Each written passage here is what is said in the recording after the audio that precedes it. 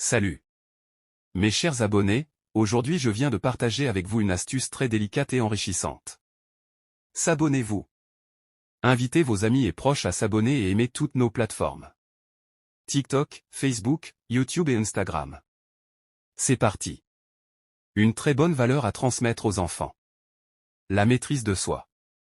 Par une définition simple, la maîtrise de soi est un contrôle de soi-même, un acte par lequel on marque la supériorité dans une chose ou dans une science. C'est aussi une domination de soi. Sur ce, les enfants ont besoin d'être guidés, pour mieux développer certaines qualités entre autres. La maîtrise de soi. Tous seuls ne sauront pas, ils ont vraiment besoin d'être guidés par les adultes mûrs et avertis. Car la maîtrise de soi regorge beaucoup des choses, entre autres, savoir attendre avant d'avoir ce qu'on veut. Savoir contrôler ses envies. Savoir faire jusqu'au bout ce qu'on n'aime pas, lors qu'il est demandé. Savoir passer les autres. Savoir écouter, avant de parler. Savoir contrôler ses actions. Savoir contrôler son langage. Tout ça, constitue la maîtrise de soi. Pourquoi la maîtrise de soi est-elle importante?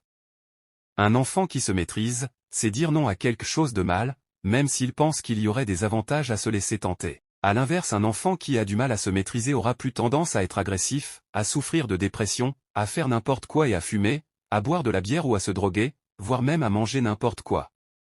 Les enfants qui ont la maîtrise de soi, une fois adultes, ont moins de risques d'avoir les problèmes de santé, l'argent et justice.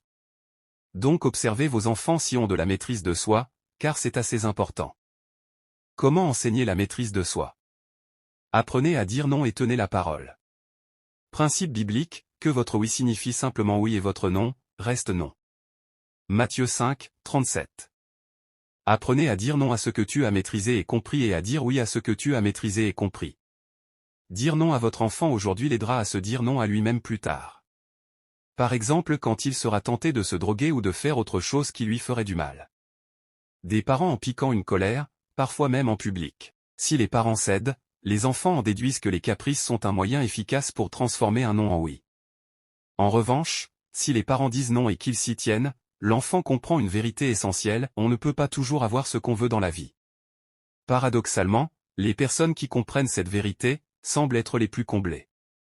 Le psychologue David Walsh déclare que « On ne rend pas service à nos enfants en leur apprenant que le monde leur servira toujours tout ce qu'ils veulent sur un plateau d'argent. » Notez bien, dire non à votre enfant aujourd'hui, l'aidera à se dire non à lui-même plus tard.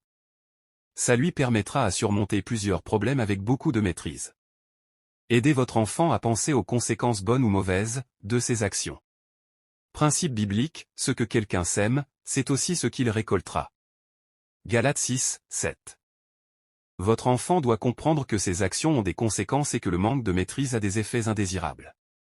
Par exemple, si votre fils a l'habitude de se mettre en colère quand il est contrarié, les autres auront tendance à l'éviter.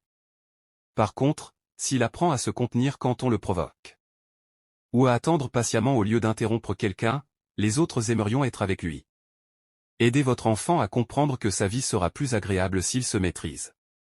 Apprenez à votre enfant à établir un ordre de priorité. Principe biblique, discernez quelles sont les choses les plus importantes.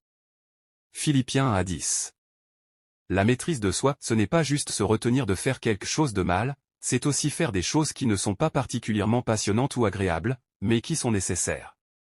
Votre enfant doit apprendre à établir un ordre de priorité et à s'y tenir.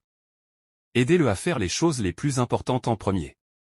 Par exemple, il devrait faire ses devoirs avant de s'amuser.